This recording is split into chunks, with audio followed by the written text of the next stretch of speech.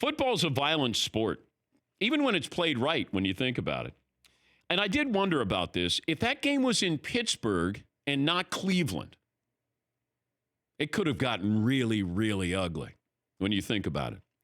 It was ugly enough as it was. Now, is it the worst thing I've ever seen? No. We tend to react in the moment. Like, oh, that's the worst thing I've ever seen. All right. It's bad. It's ugly. Myles Garrett's probably going to be suspended for the rest of the season. This will stay with him. Myles Garrett has almost taken the baton from Ndamukong Suh. And they're similar people off the field, because when you talk to Ndamukong Suh, he's educated, he's entertaining, he's soft-spoken.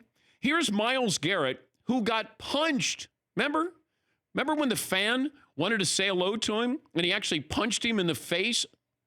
He didn't retaliate. But he's had some moments on the field here this season where he's getting that reputation as a cheap shot artist, as a dirty player. Garrett basically ripped Mason Rudolph's helmet off and then hit him with his own helmet in the head. Game was over. And I know that if you look at it from the start, he goes above and beyond with 8 seconds to go. He wants to, take down Mason Rudolph. So Rudolph doesn't appreciate that, tries to take Garrett's helmet off him, and then all of a sudden Garrett responds, Rudolph responds, then he takes off his helmet, then he hits him with his helmet, and then you have Steeler linemen who jump in, and they're kicking and punching Myles Garrett. Here is Baker Mayfield talking about that moment after the game. It's inexcusable. I don't care, rivalry or not, we can't do that. That's kind of the history of what's been going on here lately, hurting yourself, and that's just endangering the other team. That's inexcusable. He knows that. I hope he does now. It's tough.